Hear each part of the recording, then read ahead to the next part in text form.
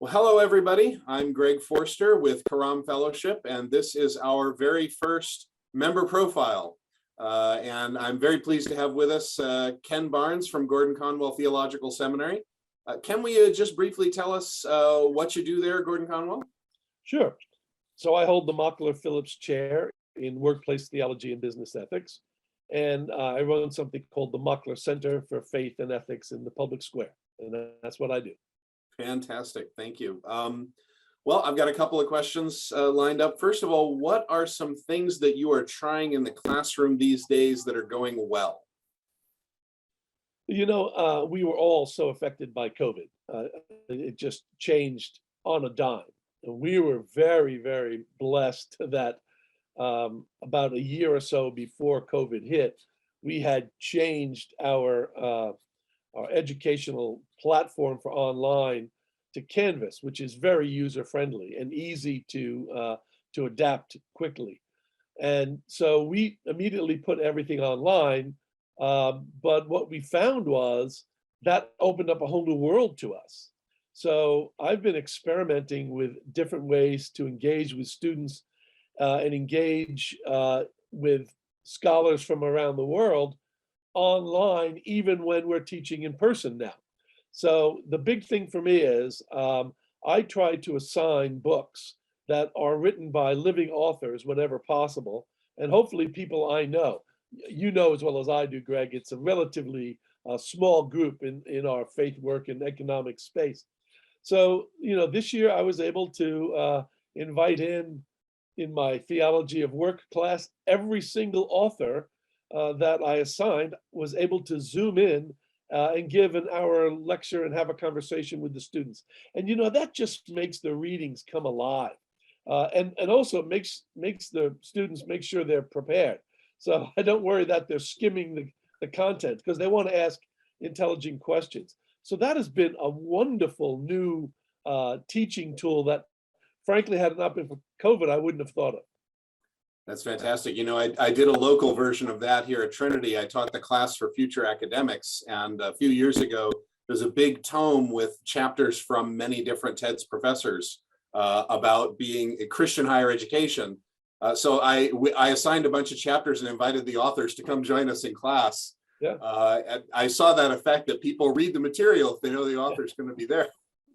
And now everyone's so used to Zoom that you know I was able to ask people from Australia, people from Texas, people from wherever, and they were happy to do it, and because they're just used to it now. So that has been really exciting. Yeah, the Lord brings good even out of bad in cases like this. So next question, tell us about 3 things either at your school or in your field that you're really encouraged about. Yeah, well, you know, word is out now. The news release, press release has gone out that Gordon-Conwell is about to make a huge pivot, probably the most significant change in the way we do theological education in the last 50 years. And basically, when people think of Gordon-Conwell, they often think of that wonderful leafy campus we have in Hamilton, Mass, which is a wonderful place to work, by the way. But actually, our roots are in the city. Both Conwell and Gordon started divinity programs for underserved communities in the cities and trained missionaries for the world in the cities of Philadelphia and Boston. After they merged, the opportunity came for us to relocate to a wonderful, had been a Catholic monastery in Hamilton, Massachusetts, and that's where we've been for 50 years. But, you know, if our dear friend Tim Keller, who's a Gordon-Conwell graduate, as you know, has really proven anything with his ministry and city to city, if you want to impact culture, you have to be in the city. So we're very blessed. We have a wonderful balance sheet as an organization. Not everyone can say that, but we're seeing the trend in theological education away from the traditional residency where people sleep on campus to a desire for something still in person, but more flexible.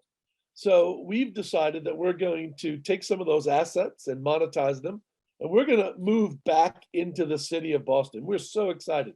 It'll give us a bigger catchment area. It will allow us to interact with the other schools of the BTI, the Boston Theological Institute.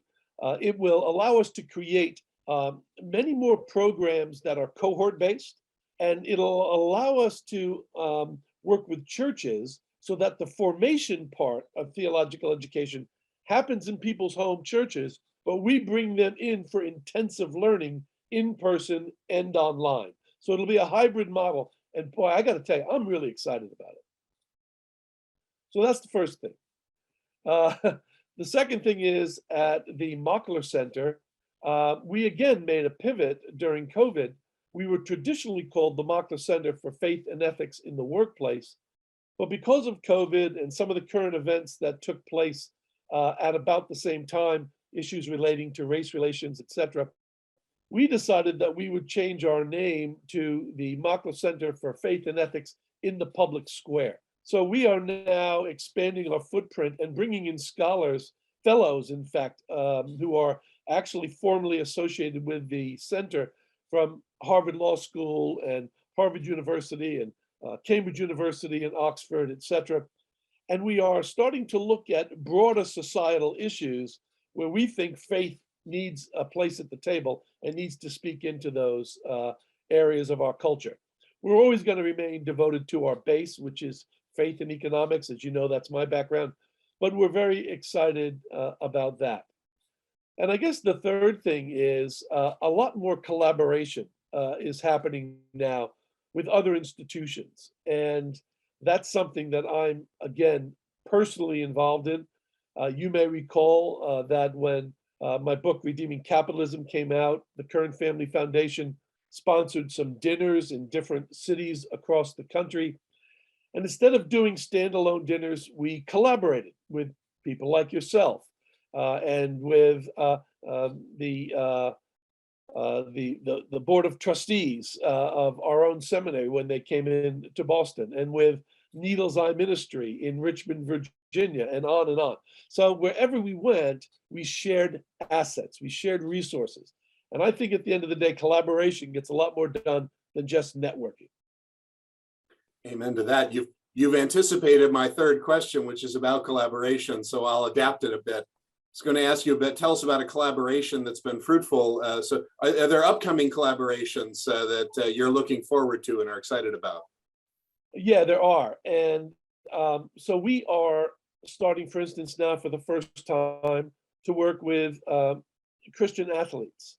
That's an area that we didn't think a lot about, but you know what? That's a really interesting workplace, which has a unique set of pressures and dynamics. So next month we are sponsoring, of course, with the New England Patriots, an event working with a local church to have one of the captains of the team come and talk about how he applies his faith to the football field. And it's the kind of collaboration with churches that we are going to be doing a lot more of. We're also working very closely with other ministries in this space. Faith in Business in Cambridge, as you know, Peter Haslam, who's a mutual friend of ours. We've been doing things together. I did my sabbatical back in Oxford, where I used to teach, and have re-engaged with the Oxford Center for Christianity and Culture. So we're going to be doing more collaboration all the time. And as you also know, the Kern Family Foundation has put some of us in a room together and encouraged us to find ways for us to collaborate. And I just think we all grow. We all become better at what we do when we don't hold our cards so close to the chest, but when we share resources, assets, knowledge, etc. Amen to that. And that's our philosophy in Karam Fellowship, which is one expression of that is we're trying out member profiles. I think this is fantastic, and I'm very excited to hear about the things you're doing. Thanks for being with us, Ken, and for your support of the fellowship. It's my joy to be part of it, and I wish you all God's blessings as you continue to take it into a new season. Let's face it, you're doing a pivot as well. That's right. Amen. Thanks, Ken.